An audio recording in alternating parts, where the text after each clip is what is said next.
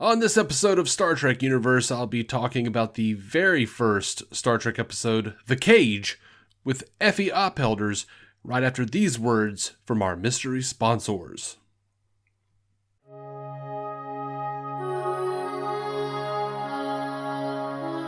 Welcome into Star Trek Universe, the podcast that originated as two lifelong friends talking about Star Trek as they have since they were 6.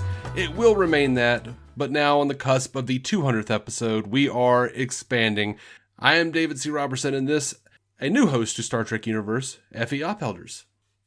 Good morning or night to you, and I'm very happy to be here as someone who is thoroughly unqualified to be a host on a Star Trek podcast.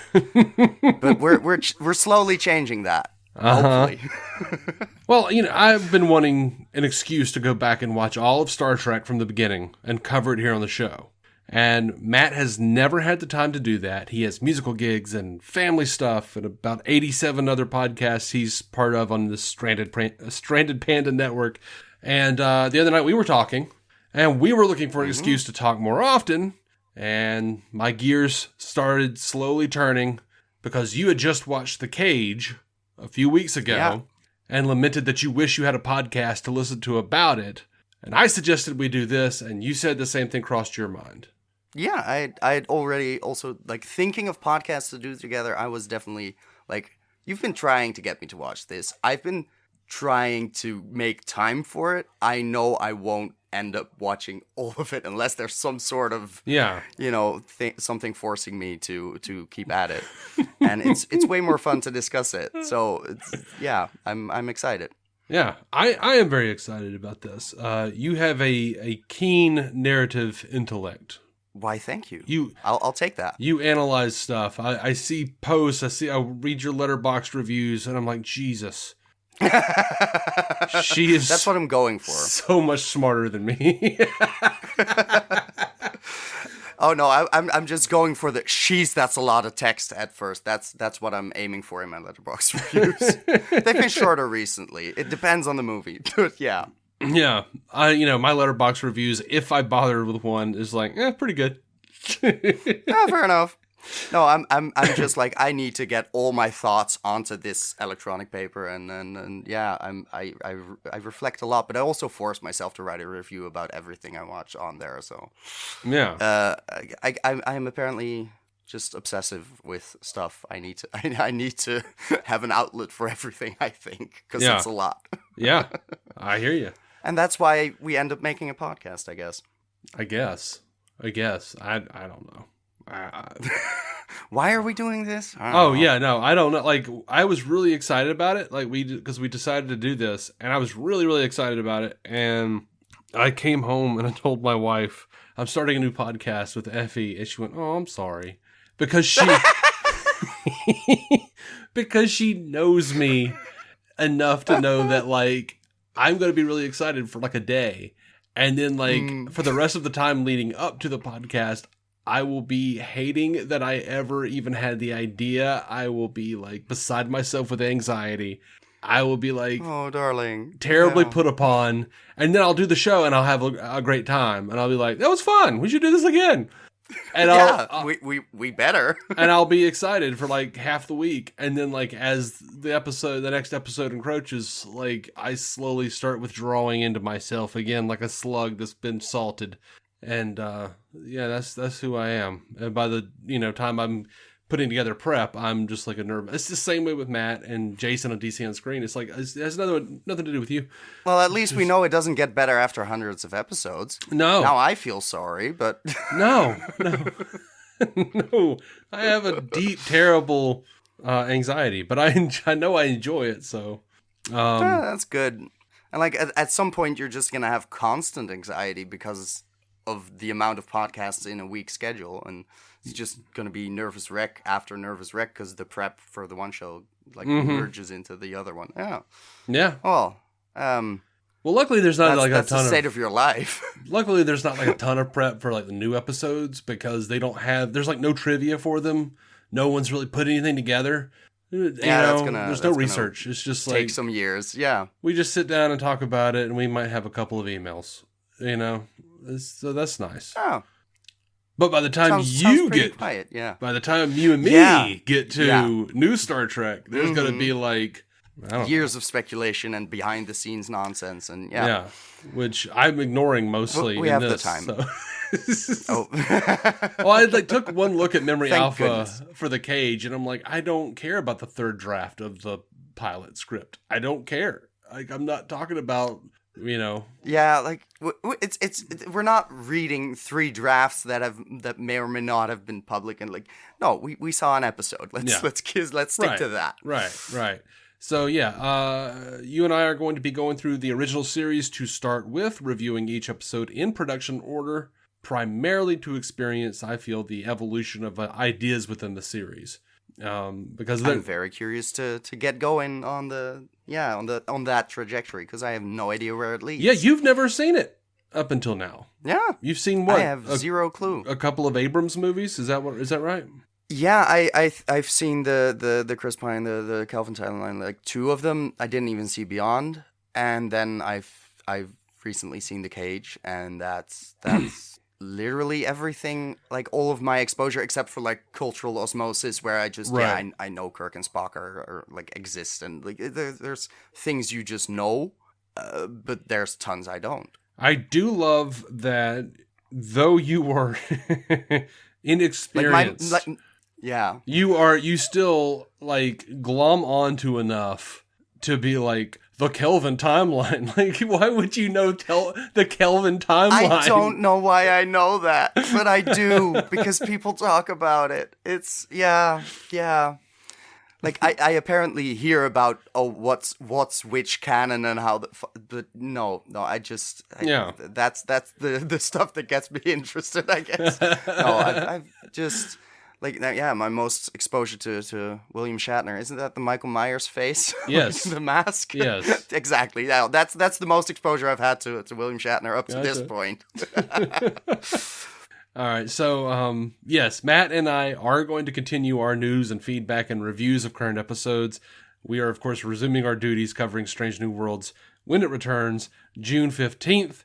But with all that said, Effie, is there anything else you'd like to tell us about yourself before we get into this this viewing of The Cage? Oh gosh, yeah, I have very little to tell about myself. I'm what am I? I'm still 26 for the time being. I use she/her pronouns. You probably figured that out along the way already. And I'm excited to see what is up with the Trekkies. It's going to be interesting. Yeah, and you're from Netherlands. If anyone, I am from the Netherlands. Yeah, that's true. I'm not a native speaker. If I say weird stuff, it's probably because I'm weird. Right. Yeah, I know some people will just be like sitting and going like, "Where are they from? Where are they from?" It'll be like just looping in their head. They won't be able to. Yeah. Yeah. I mean, people just instinctually, well, not really instinctually, but can probably guess that me and Matt are from the South in the United States. Fair enough. But we also joke about Alabama like every 5 minutes, so I'm pretty that helps a lot. Yeah, that keeps it fresh in my memory too. Yeah, and I tease you a lot about Alabama, so that helps too. It's a two-way street. Mm-hmm. It's hard not to bring it up. Yeah, it's mostly sympathy though. I mean, I try to tease you being in the Netherlands, but I'm like, "What's up, gunless?" And that doesn't really work. Yeah, it's not as big a diss as people think. Like, look at you with your free healthcare. Oh, it's not actually free anymore. We're screwing it up thanks to y'all's influence over here. Our influence. Yeah. We're influencing you.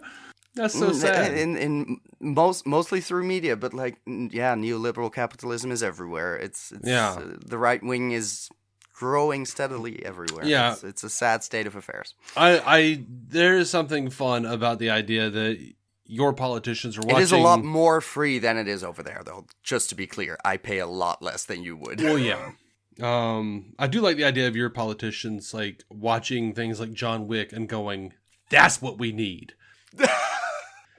It's not the first thought that popped into my head watching John Wick, but I imagine some of them do. Yeah, it's especially on the more extreme side of the spectrum, there are some figures who are definitely importing some conspiracy theories y'all came up with that I then Yeah. recognize as, you did that in the U.S. like 5 years ago. Uh-huh. It's now it's catching on here. That's usually how it goes. Okay, well, we're going to talk about the cage. Let's get this Yes. memory alpha summary because it's really short. While investigating a distress call from Talos 4, Captain Christopher Pike of the Starship Enterprise is captured and tested by beings who can project powerfully realistic illusions. And this was the original pilot of Star Trek. So, Short and sweet indeed. Yeah, I think I just hit play on Netflix and told you after, like, I finally started watching a Trek episode, and I didn't, like, not until I started, I didn't realize that, oh, this is a different captain, never mind, this is definitely the pilot. Yeah. So at least I did it right in terms of production order. I didn't know that in advance, but I got started there. Well, since you Netflix definitely saves me a lot of looking things up, I guess. Yeah. Well, since you saw the Abrams movies, I don't know if you recognize the name Christopher Pike, but that was the captain who recruited Kirk in the Abrams movies. Right. I vaguely remember that, but also it's been years since I saw those two movies. I at that point I was just like, oh, Cumberbatch is playing a famous villain. Sure, let's see what that villain is about. Might as well watch the first one first. And I don't remember much besides he's not Khan. Yeah, he's definitely Khan. That's all I absorbed about that. It was a damn shame. And then he ended up being Khan, so sure. Also, I know that they were like really worried about like not giving it away that it was Khan, but oh my god, it should have been Nestor Carbonell. He looks just like Ricardo Montalban, and he's such a fantastic actor. And he's friends with J.J. Abrams. He's been on J.J. Abrams stuff. I just don't understand how they get to Cumberbatch, but whatever, man. Sometimes they don't go with the obvious choice. They just go with the hot name at the moment, I guess. Yeah, I guess so. So yeah, like, how does this find you in terms of, like, as just, like, a good sci-fi show? Like, do you think this is good? Yeah, that's my main takeaway, where I'm like, oh, this is just very fun. It's... and it does have the like sci-fi of the era. It breathes that sort of that vibe where you're just there's the exploration, there's a sense of excitement, and at the same time there's that layer of oh, let's talk about what humanity is, what makes us human, what is what ethical dilemmas, moral questions, and it's I'm looking forward to that because it sets the tone for, oh, it's going to be that every episode is just going to have an hour of like a good story, and I like that that format as well, because there is so much just old sci-fi I have zero exposure to, but there's something to that era where they were just very into it, and like lots of like big names in that scene were around that will probably never end up reading a book by, but I might see some episodes where I'm like, oh, these are fun ideas. I enjoy this. Yeah. You're going to see Richard Matheson, I Am Legend. I have still no clue who it is. Oh, I Am Legend? I will. I Am Legend. Oh, I Am Legend. Yeah. I've heard of that. I haven't seen the movie though, but I'm talking about the book, but yeah, sure. Sure. Talk about the movie. But I know the name solely because of the movie they made. That's the level of knowledge I have, okay? Yeah, I got you. I'm young, damn it. I know. That was part of the appeal, other than we've been friends for like 7 years, and I just genuinely want your take on these episodes. Yeah.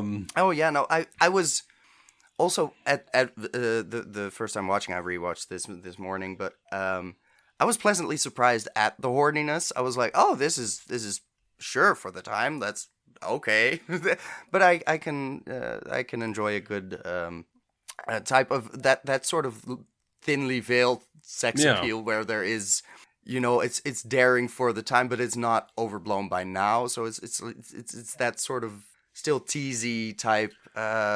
Oh, this is all kind of wrong vibe, and I enjoy that. It's pleasant. It's just fun. Yeah. So I had a good time overall, and I do like the way that you just slowly sort of figure it out, that there's just the setup. You go into a new area, you get the new species, you don't know exactly what they're about, what are their limitations, Right. what are their goals. And it's just well written. There's just a lot of dialogue where you get exposition by just the virtue of the fact that the Telosians are talking over him, just continuing their line of conversation while he's trying to figure something else out and saying something else. So you get like two sides of exposition of the situation at once, and it's just clever. I like it. It had a good pace as well.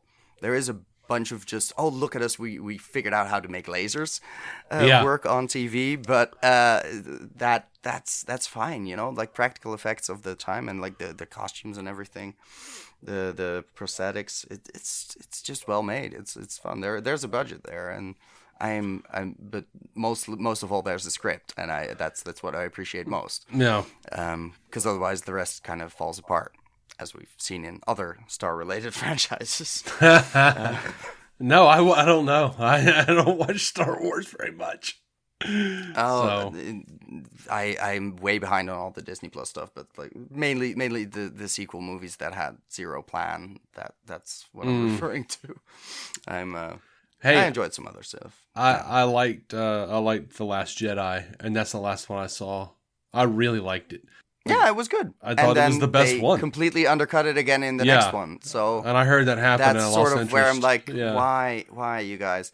Yeah, they're kind of messy. But I've only seen that franchise first, just by virtue of the fact that it's way easier to get into because there's only a couple of movies at that time. There were like 6. So yeah, I was like, I can watch 6 movies. If it's like, well, there's 300 hours of television, I'm like, I don't know where to begin. Yeah. But here I am. What's fun is by the time, you get to Star Trek the Motion Picture, when you see those effects, you're going, and like the way the ship looks and everything, you're going to be like, oh, Star Wars totally got them, like you could see the inspiration from Star Wars. Oh, I can already see that, where there's, like, in the cage, where there's the other creatures, just the suits, the masks, the relatively simple prosthetics of let's just misshape a head, and those types of things are very clearly inspirations where I'm like, yeah, this came first. Of course, George Lucas was looking at this shit. Mm-hmm. So it's already fairly obvious to me that of course, there's an influence. It has to be influential, and it has similarities where I'm very clearly like, yeah, this is what we tend to do with portraying different alien species, and and just a vibe. Well, part of what it's a different focus, but because this is more explorative. But part of what I love to bring up with the Star Wars versus Star Trek people is like, you can clearly tell the influences. Like, George Lucas was watching. He said he watched those Star Trek. You can, like, and then on age alone, like if he's gonna make a sci-fi movie called Star Wars, he's that age. He's watched Star Trek. There's no world in which he wouldn't have. Yeah, and then you don't even have to ask the man. But without Star Wars success, we wouldn't have gotten a Star Trek movie. So the franchise wouldn't have continued. Like, it's important. All of the influences, all of the things. Yeah, and that's why rivalries are such nonsense. Like, even if there's 3 bad Marvel movies in a row, I'm still glad they're continuing, so I can get 3 bad DC movies, I guess. Oh God, no, it's not that rough. There's enough good ones to keep me going, thankfully. No.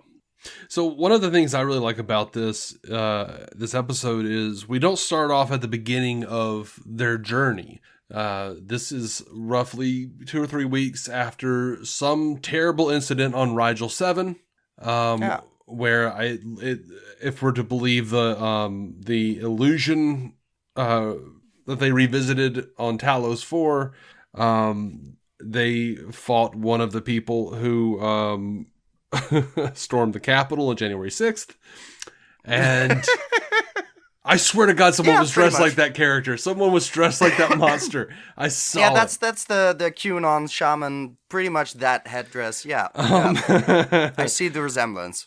But yeah, Pike is really dealing with the fact that he doesn't want to keep being a captain. He lost so many people at Rigel 7. You know, Spock is literally limping. Another crewman has a brace on. Something people were injured, and Pike. Yeah, and that responsibility bears a weight on his shoulders, and it makes sense for him to start off being very ready to resign and do something else with his life, because it's not always fun to be in charge of all those lives, and it sets a tone. Yeah, I really like the idea that, like, I loved all of the stuff with the Doctor. The Doctor who's like, oh, I'm going to be a bartender. Yeah. I'm a bartender now. He's great. People will tell their bartender shit. Things. You know, yeah. They never tell their doctor. And then the wrap up where he's like, well, you're starting to sound like a doctor again. And he's like, yep, we both have the same types of customers. You know, like, oh my God. Living and the dying, yeah. Yeah, the living and the dying. That was such a well-written scene. Yeah, just if you can give me a good conversation that keeps me just engrossed in the material, then you've written a good scene. It's sometimes you don't need more than just two people talking, and if you can't pull that off, then I'm not going to be as invested when there's just a bunch of light effects. So I was very happy to see that relationship, and I also enjoyed the the line at the end where it's like all ship doctors are dirty old men. Yes, which is, you know, the Adam and very Eve. Very relatable if you've ever met a doctor. Yeah, which I don't know. Like, one of I think it's funny that you brought up how this show was kind of horny, because, like, to me this is downright sterile compared to what the original series becomes. I'm looking forward to that. Once we get into, like, mini skirts and, like, foil bikinis and, like, literal space and prostitution. Here I am being like, oh, she's painted green in some sort of dress and dancing. That's not enough. Good to know where we're headed. Yeah, it gets a little horny, for real. Like, yeah, sure. Yeah, I mean, I've heard some teen boys were into it. They're like, yeah. And 39-year-olds. At this point, you were a teen boy once. I was. Yeah. Let's not dwell on that past. Yeah. Let's not. But I love a lot of little touches, like the plants humming in the wind, just that sense of, like, oh, this is unknown to all of them, but also there's something like this indeed every week where, like, oh, it's a couple of weeks since we were on that planet and stuff went down, and it's that gives it that sense of voyage, but also immediately sets up the expectation for a continuation where there's gonna be stuff happening all of the time, and we're just seeing snippets. Yeah. Were you so you like the noise that the little blue plants made, huh? It's just stuff like that where I'm like, oh, this is a fun, nice touch. It doesn't end up being all that important, but it's just except it kind of cute does. To have in there. Because they reuse that sound for the transporters for the rest of the series. Okay. It's just included. We have this sound effect. Yep. Oh, that's good to know. I'll pay attention to that. Yeah, just pay attention to that. Like, I don't. It's just it's the flowers. Yeah, it's fun. See, this is why I need your trivia. What did you think about the Telosians eventually deciding that we were too what am I looking for? Yeah, too violent and dangerous and primitive. Primitive. That was it. Yeah, primitive is a key word in this one. Yeah. There's a lot of the primitive emotions of hate that are so important, and it's also strangely absent are the primitive emotions of things like lust, because apparently that's what they're looking for. But yeah, there's really that focus about, oh no, we're more evolved, but also we can't fix our own stuff. Yeah, apparently, so we need y'all to do it, and like, but yeah, it centers primitive. around that sort of. We must jerk off while feeling your emotions. Pretty much, jackasses. It's very much that patronizing about, oh, I'm gonna predict your next move, and then watch him do exactly that. Where it's just, Yeah, you can read minds, no shit. Like, of Well, course you're knowing gonna be able to know what we're doing. Roddenberry, he would not have seen lust as a primitive emotion. He would not have seen that as Mm. primitive. Like that's human nature. We got to do that. Like he was like a total swinger. Right, primitive purely in the sense of like unevolved, like that Hatred. violent nature. Yeah, okay, sure. Yeah. That makes sense in the framework. Yeah, because other yeah the lust is also continually framed in very much it's still very normative in terms of monogamy, where it's just like no, we expect you need a husband and wife thing. It's Mm-hmm. there's you need to start first to feel protective of the girl, because otherwise you won't care for her, and then Yeah. oh, sympathy, very good. And there's just sort of that progression where it's like okay, it's still an interesting age gap, but we're in a different decade. um I mean, we're decades ahead supposedly, but that in some ways society has not yet evolved. Yeah. No. I I kind of like the idea that like they were just like kind of probing around in his mind and just being like, you know what, we're gonna give you this like idyllic. Here's your husband wife scenario at home. At home, Yeah, perfectly in set up a by park. that conversation before, because the two horses and you missed that place. Let's Yeah. give you that. Did you notice And they then were? he gets it, and he's not happy with it. Did Yeah. you notice that they were in the Mojave Desert? Should I have noticed that from? He brought it Like, up. how do I? He said, "We're back home in or this is where I grew up, Oh, right. Mojave." And she's like, "Do you know back centuries ago this used to be all sand?" Oh, right. Yes. Oh, that's true. That's a nice touch of just. We'll eventually figure out a way to not keep that land useless and dry, I guess. Yeah. Yeah. Yeah. Um. Yeah.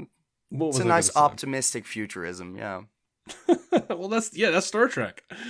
But Exactly. Like, and that's very comforting to an extent. I love that, like, when he doesn't, like, acquiesce to that, they're like, oh, maybe you want this other thing you like, where you are, like, this, like... The secret desires you keep Yeah. buried. Yeah. And that was something that Boyce had mentioned while they were having martinis, when he was like, what are you going to do? Like, go hang out with Orion traders and, deal with animal women, green Yeah. animal women? And that was another, like...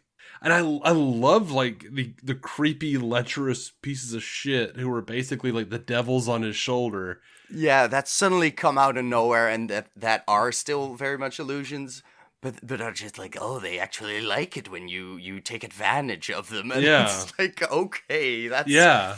messed up, but sure. And then the okay. one guy's like, wouldn't you say it's worth a man's soul? Like, oh.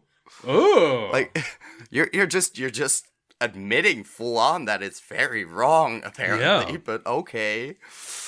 But that is of course the struggle on the inside for him, where he's not entirely sure if, like, of course there's a part of him that wants to just bang, and it's very much that tension with the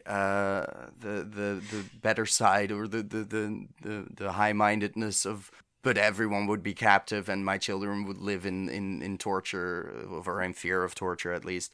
So Yeah. it's very Matrixy in that regard, where it's that choice ultimately of the illusion or reality, and that apparently our history proves that we're very good at choosing death over benevolent captivity, whatever that may mean. And of course you need a character to choose the illusion at the end too, or not at the end in case of Matrix, but still. Yeah.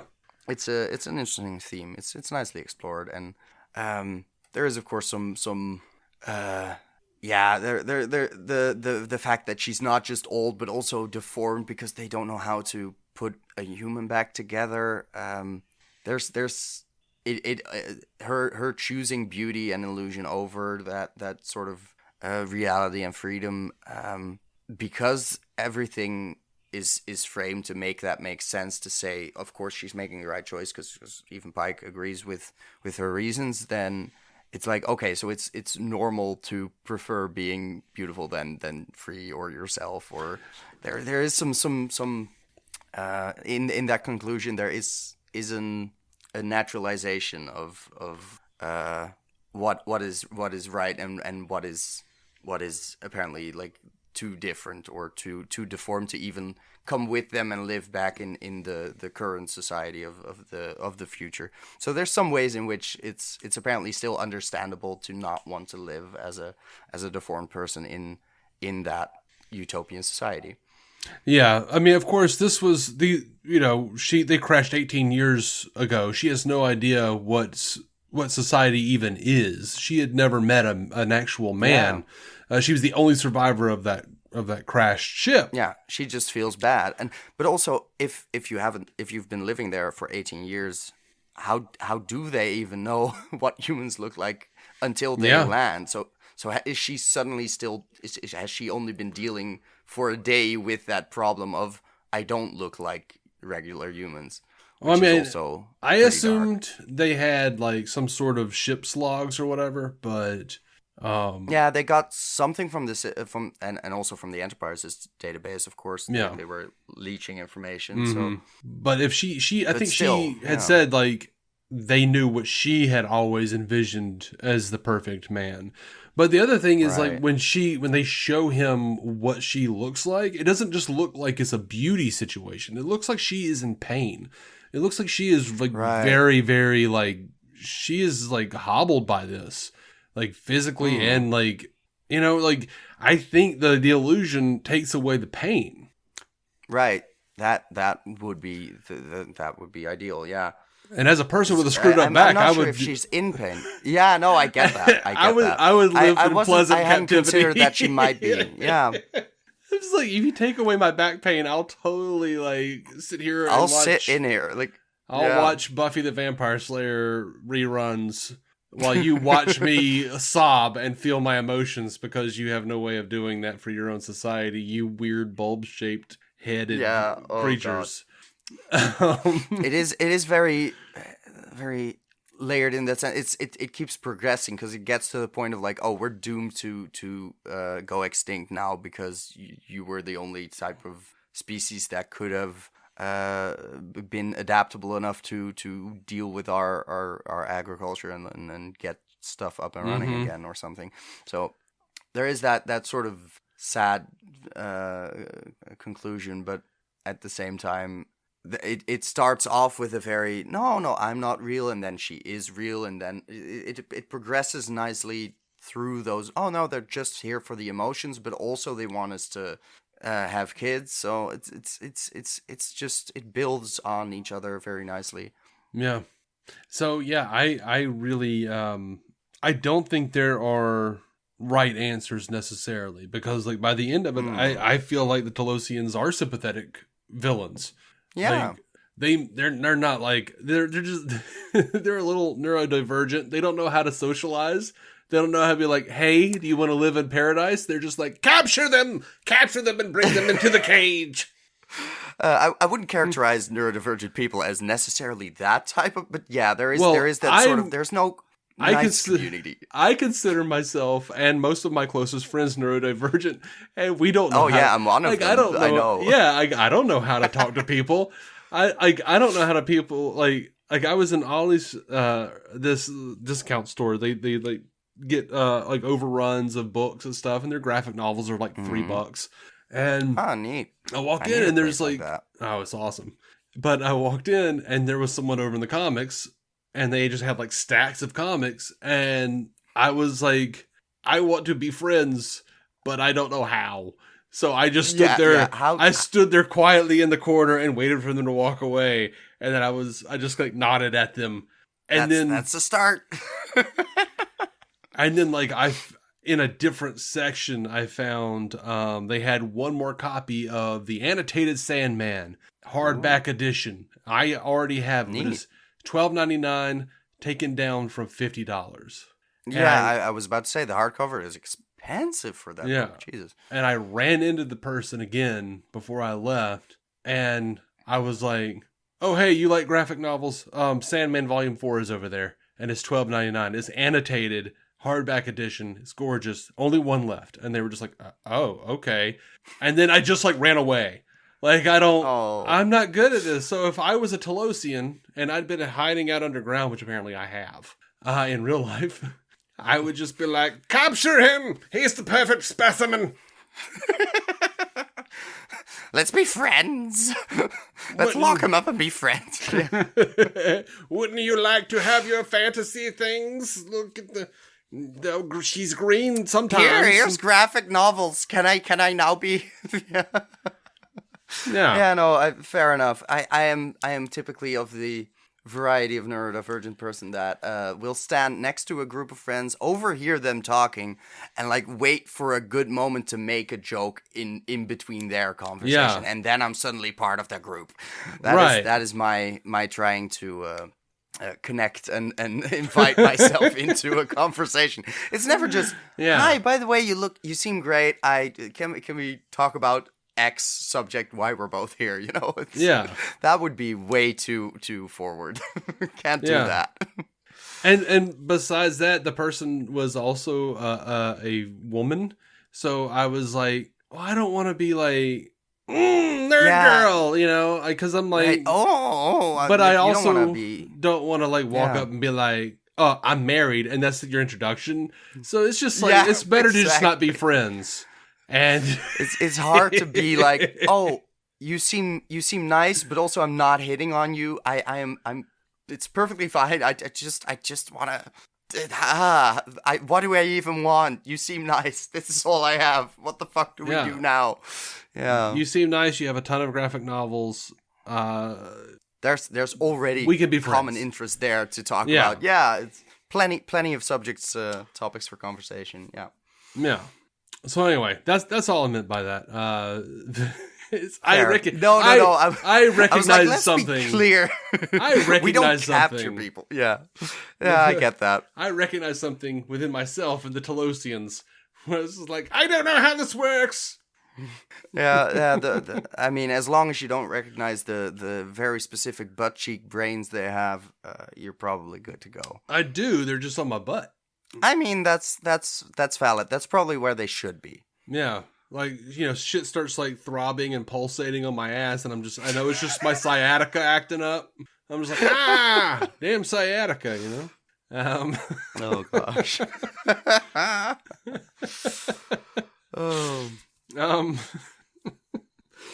Yeah, I was floored when I saw this as a kid. Well, I saw it probably as a kid when it first aired in the 80s, because this actual episode, as far as being the pilot episode airing in its entirety, did not air until the 80s. Right. Most of it did air on the original series as a 2-part episode called The Menagerie. Mm-hmm. But we'll get there. We will get there. But when I saw this as a teenager, because I wound up getting like the VHS at a video store or something, I was 12, 13, floored by the Telosian saying of the cute young yeoman Colt, she has unusually high female drives. Yeah. God. Unusually strong female drives is what he said. Yeah. I wrote that one down too in my fountain pen notes here. It's like, that one is just funny. It was, and it followed up him talking about number 1. Although she seems to lack emotion, this is largely a pretense. She often has fantasies involving you. Like, dude, don't rat her out, invasive, man. Yeah, you're just outing them like they're private shit. And on the other side, like he gets to live his fantasies, but apparently, they don't get to hear like, oh no, he has some weird shit about green ladies dancing. Yeah. He likes horses. He's really big into horses. He thinks about hell a lot, and a fable from childhood. That was fun. What I really like about that is, it was a little. They didn't really go into it, but like later in Star Trek, in Discovery, which is one of the newer shows. I don't know if you know, they've recast the character of Chris Pike with Anson Mount from the Marvel Cinematic Universe. He was Black Bolt. Oh, right, that guy. Sure. Yeah. Yeah. So he plays Chris Pike, and they actually do play with his faith and his childhood faith, and his feelings Okay. with Christianity and stuff, and how that plays into interesting. what. Yeah. I love that they like took that little bit from the Took that- cage. Yeah, the tiny grain there. That's like, oh, he's still he was Christian at one point. So like, okay, this is still influence. That's very clever. That's good to like go back and keep that in canon and make a story out of it. Yeah, and he does a fantastic job as Pike. He's the captain on Strange New Worlds. So Right. Okay. And the character that played number 1 was Majel Barrett. That's who wound up marrying Gene Roddenberry. He used to like make jokes about like, oh, the network said I, had to either get rid of the satanic looking Spock or I had to get rid of the woman. So I kept the alien and married the girl because they wouldn't let me do the other thing legally. Ha ha. Yeah, he's not wrong. But yeah. So number 1 is on Strange New Worlds. She's played by Rebecca Romaine. Oh, sure. But you won't see like Majel Barrett will be in the original series as Nurse Chapel. They put on a blonde wig. Oh, okay. She's kind of a pretty different character. She doesn't look the same unless you really know. Yeah, no, exactly. I probably wouldn't have noticed. Now I need to pay attention. Yeah. And it's funny because on Strange New Worlds, like Chapel is a character on Strange New Worlds, but they're 2 different actresses. And I'm just sitting there going like, you're both supposed to be Majel. Yeah. But they're both lovely. really good. They're both really good on the new show. What else? Is there anything else you have? No, I don't think so. I have some. There's of course that there's just tiny touches of adding to his being capable. The fact that he immediately notices like, oh, you're wearing the same fabric. You're with them. Yeah. And she's just the whole playing coy where he's very perceptive and like poking through a lot of the lies that are being spun in front of him. So it was almost a shame having watched this and then being like, yeah, I'm not going to spend a lot of time with him ever again. But well, apparently in a but couple you will. of shows. Yeah, exactly. Yeah. Eventually, everything comes back around. So no, it's I think I've said most of the things I was thinking of. It has a nice nostalgia, even for someone who has never seen much of it at all.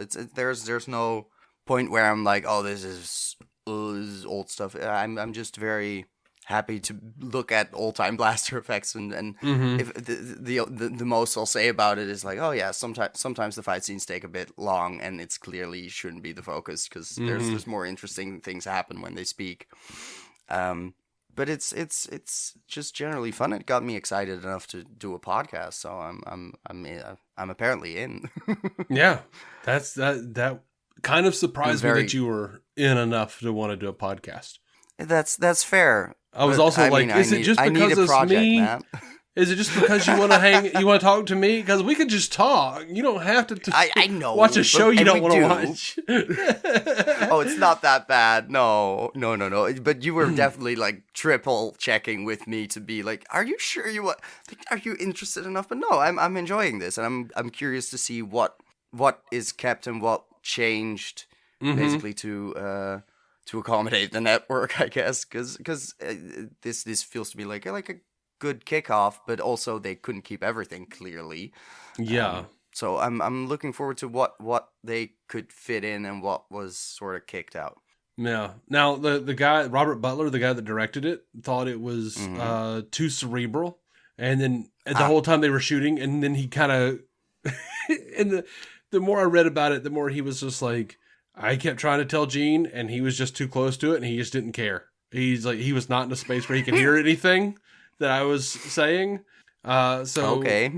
NBC rejected the episode. They declared it was too cerebral, and Robert Butler was like, can't have intelligent television. Ugh. The network was feeling exactly like I did.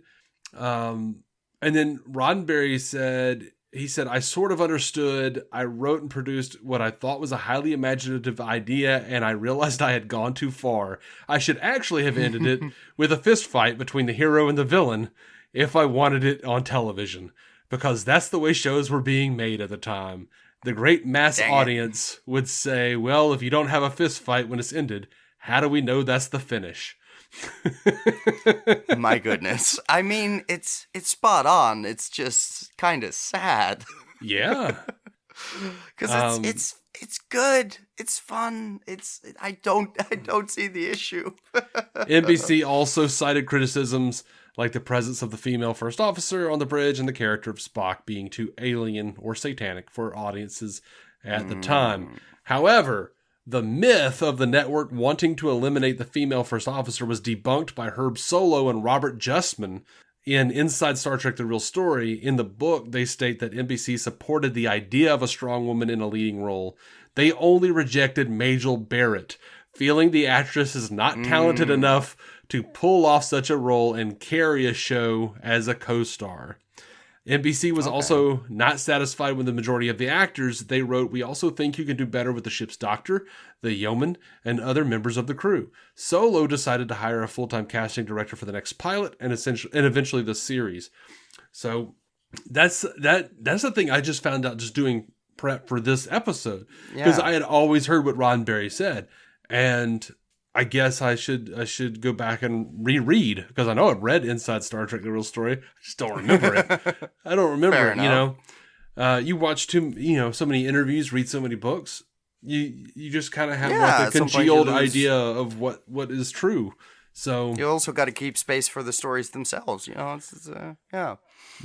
That's interesting, because it makes some amount of sense where I'm like, yeah, she's not that fleshed out of a character yet. I mean, she's not given much to do, so I'm not like, oh, she's a bad actor, but it's just she's not doing a whole lot. And I don't know, the yeoman was nice. I liked her, but also didn't have a huge ton of shit to do. So who knows where that would have gone? But guess I just made clear my pick. But that's. I mean, I thought she did fine. I especially liked she showed a moderate amount of restraint, but still embarrassed when the Telosians were outing her. And then when the yeoman on the bridge was saying, "Who would you have picked as Eve?" and she was like, "Yeoman." Yeah. Like that was a really good first officer move. Like, shut your mouth and get back to your work. Don't ask him that. What the hell's wrong with you? Like, yeah. I thought she did a really good job, but it's fun because it's layered enough where you could also take it as I don't want to hear that answer either. Like I don't want to know. There's it's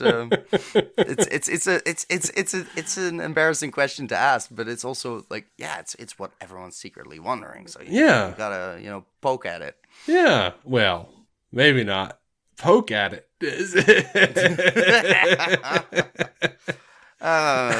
Fair.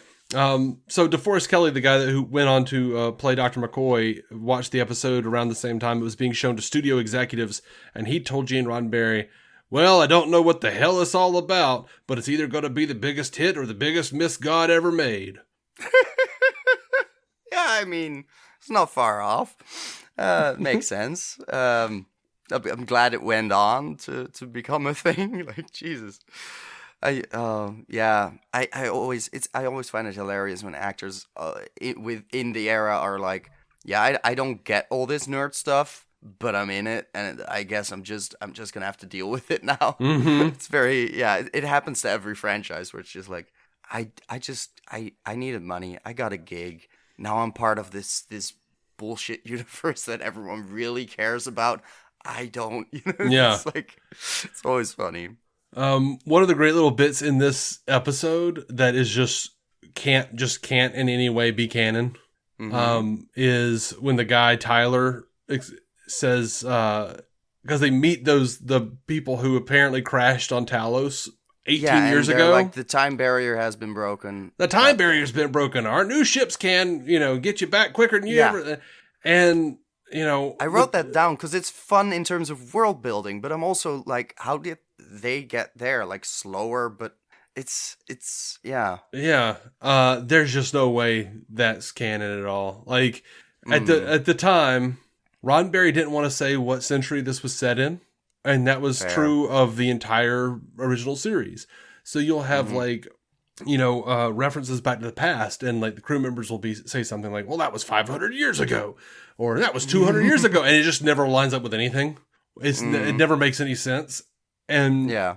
by Star Trek II, they went ahead and said, this is the 23rd century. And from later things, we extrapolated an actual timeline. So we can basically put TOS at around 2266 instead of 1966. Sure. But when you look at things like Discovery, Strange New Worlds, Enterprise, all like Warp Drive has been around for like 200 years. So yeah, just ignore impossible. Just ignore what Tyler says. he doesn't know history. Yeah. Well, you can either do that, or you can do what I do, and say like they have actually done time travel so much on Star Trek that there are just multiple alternate realities, and the cage is just before any of those other time travel things happened. So at that point in the timeline, it was sometime in the last 18 years they figured out how to do warp drive. Sure, yeah, you can make that make sense. I'll eventually get around to understanding these mechanics once there's you know time travel involved. Yeah. Well, I mean, once you just introduce time travel, they change the past. On the table. Everything's on the table. Sure, everything's on the table. You know, they're like, we're from a stellar group across the galaxy. Why don't you say Starfleet? Because they didn't know what Starfleet was yet. You know, they didn't have that term. But now, you know. Other Star Trek fans hate me. Because I'm the one like, we can have multiple universes, you see. Branches from the time travel. I need the whiteboard. I need the Back to the Future explanation. Yeah. And they're just like, no, they just didn't have it yet because it was a pilot. And I'm like, that's true, but don't break reality. That's a fourth wall. That's there for a reason. Just like find an explanation because it's all canon and it has to match and fit, and it doesn't. It won't. But just like of course not. A lot of Trekkies get mad with me because I desperately I have ideas for it. Like the line that Pike says, "I just can't get used to a woman on the bridge." Well, we know that well before the cage there were women on the bridge, women captaining their own ships and whatnot. But I want, back in Enterprise, it happened 150 years before this. But I want the story. I want to see it. I want to see how it could be a slippery slope. Like maybe they're in the middle of the Romulan War and they use some weapon that's for some reason accidentally only works on women. So they're like, let's take all the women officers off the bridge. And then you get some old-headed, more conservative-leaning people. Like it's a slippery slope. The Federation could get overrun by like more conservative, let's not bring women into this bullshit, and use that as a fear tactic to get women out of Starfleet in leadership positions. That's interesting. You can headcanon anything a number of ways, but it's fun to think about, and that's how people come up with taking these little grains and details from something really old and making a new show. That's what you do. You come up with new explanations for old stuff. And incorporating things together, and yeah, sure, it's still going to be messy canon, but you know, it's part of the fun. It's part of being a fan. Yeah. Speaking of messy canon, Spock's cry of "Switch to rockets, we're blasting out" is totally ridiculous. We never hear about rocket engines on the Enterprise ever again. Like, sure, that's good to know. There are no rockets on the Enterprise. There are impulse engines. There's a warp drive. There are no rockets. There's more fun names than rockets. Yeah, they just had to come up with them. Good to know. Yeah, and I love that they pretty much on the original series they always have what looks like a really thick iPad. I loved on this one they just have a metal clipboard with some paper on it. Yeah, straight up, sure. Yeah, it's just it still works. Yeah, just write some shit down. They're I'm doing literally printing things off of their computer. It says here the message. Why not? I still got a printer. The things run out of ink almost instantly, but they're still around. They will be for a while. They're around. Sometimes you gotta hold something. I guess. And sometimes that something is a clipboard. Yeah. Yeah. Well, I think I'm out. I'm out of things to talk about with the cage. Yeah, sure, perfect. Me too. I'm just looking forward to the next one. Okay. Well, cool. Guys, the thing is the same. It's Star Trek Universe or, STUcast on Twitter, stucast@gmail.com. If you want to write in, we'll totally answer feedback on these episodes. Once they start coming out, send us your feedback for the old original series reviews, and Effie and I will respond to those. I only ask that once the new shows start showing up, keep the feedback separate so it's easier to not. Yeah, exactly. And I don't want to be spoiled. Like keep that out of the feedback. Effie doesn't want to be spoiled, so she's not showing up on new episodes. Yeah. If your trivia is like, oh, you never told her, like, oh, this comes back in that episode, I don't want to know that until I get there. Yeah, I'm trying to keep it minimal. Like, I told her the fate thing, but I just think that's like a nice little enticing thing. Like, hey, some point we get more about that. But I just talked myself out of that. And I'll probably have forgotten by then, so I'll live. It'll be great. That'd be great. Like when I was watching that Discovery episode, I was like, oh, because he was the hell thing in the cage. Because I've seen the cage like 100 times. Yeah. Yeah. Well, but by the time we ever end up in Discovery, it's going to be a while. But my wife was like, what? Hell thing. Oh. Yeah. So hell.